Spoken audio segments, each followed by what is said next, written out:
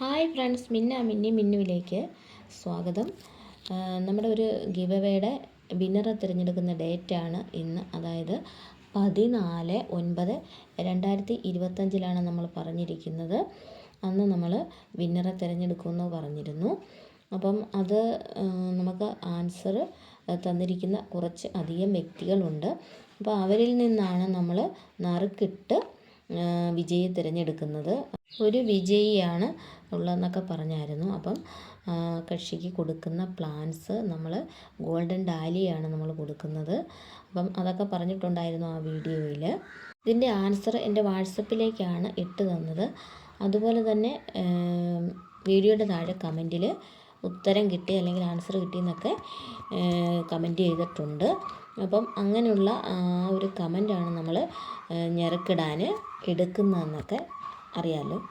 പിന്നെ ഒരു കാര്യം, ഒരു വ്യക്തി മാത്രം നമുക്ക് ആൻസർ കിട്ടിയെന്നുള്ള സ്ക്രീൻഷോട്ട് ഇട്ട് തന്നിട്ടില്ല. പക്ഷേ ആ കക്ഷി ആൻസർ ശരിക്കുള്ള ആൻസറാണ് പറഞ്ഞിരിക്കുന്നത്. ആ വ്യക്തി അത് ആൻസർ കിട്ടിയെന്നുള്ള സ്ക്രീൻഷോട്ട് നമ്മുടെ വീഡിയോയുടെ താഴെയുള്ളത് ആ സ്ക്രീൻഷോട്ട് ഇട്ട് തന്നിട്ടില്ല. വ്യക്തി അത് മെസ്സേജ് കണ്ടില്ലെന്ന് തോന്നുന്നു. എന്നാലും ആ കക്ഷിയും കൂടെ നമ്മൾ ഇതിൽ ഉൾപ്പെടുത്തുകയാണ്.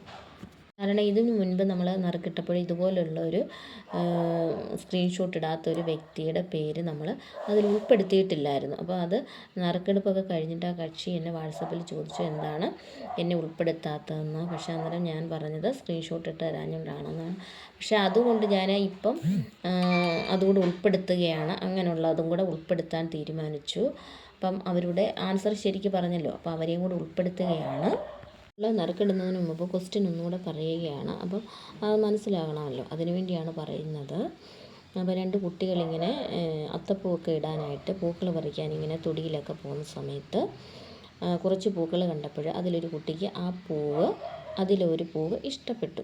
അപ്പം മറ്റേ കുട്ടിയോട് ചോദിച്ചു, ഈ പൂവിൻ്റെ പേരെന്താണെന്നാണ് ആ കുട്ടി ചോദിച്ചത്.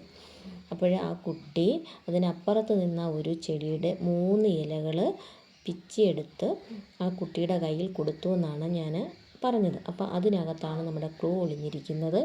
പിച്ചി എന്നാണ് അതിൻ്റെ ക്ലൂ. പിച്ചി എടുത്തു എന്ന് പറഞ്ഞാൽ പിച്ചി, അതാണ് നമ്മുടെ ആൻസറായിട്ട് വരുന്ന പൂവ്, പിച്ചിപ്പൂവ്. അപ്പം അങ്ങനെ നമുക്ക് ആൻസർ വാട്സപ്പിൽ ഇട്ട് തന്ന വ്യക്തികൾ 16 പേരാണ്. അപ്പം അത്രയും ആളുകളെ ഉൾപ്പെടുത്തിക്കൊണ്ട് നമ്മൾ നറുക്കിടാൻ പോവുകയാണ്.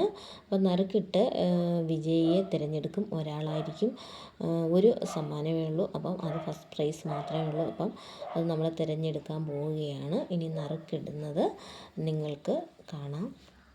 നമ്മുടെ ഈ ഗിവ് അവേയിൽ പങ്കെടുക്കുന്ന ചില വ്യക്തികളൊക്കെ കമൻ്റ് ഇടുന്നത് നിങ്ങളൊക്കെ കണ്ടില്ലേ.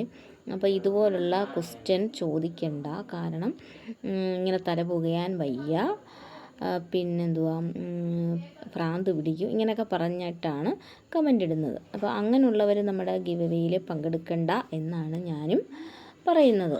അതുപോലെ തന്നെ നമ്മുടെ ഈ ഗിവ് അവേ ഇഷ്ടപ്പെടുന്ന കുറേ അധികം വ്യക്തികളുണ്ട്. അവരൊന്നും അങ്ങനെ കമൻ്റ് ഇടുന്നില്ല. അവരൊക്കെ നല്ല ക്വസ്റ്റ്യനാണ് എന്നൊക്കെ പറഞ്ഞാണ് അവരുടെ കമൻ്റ് ഇടുന്നത്.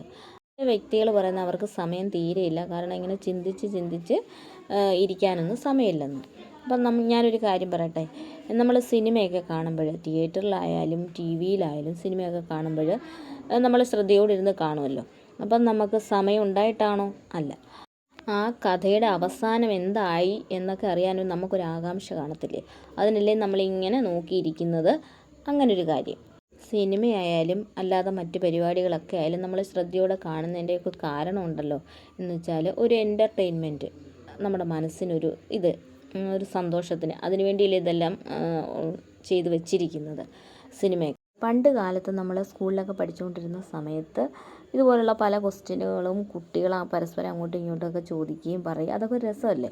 അതുപോലെ കണ്ടാൽ മതി. പിന്നെ സമയമുള്ളവർ ഇതിൽ പങ്കെടുത്താൽ മതി, അത്രേ ഞാൻ പറയുന്നുള്ളൂ. ഇനി നമ്മുടെ മിന്നു നറുക്കെടുക്കാൻ പോവുകയാണ്. മിന്നു നറുക്കെടുക്കുന്നു, വിജയിയെ തിരഞ്ഞെടുക്കുകയാണ് കേട്ടോ.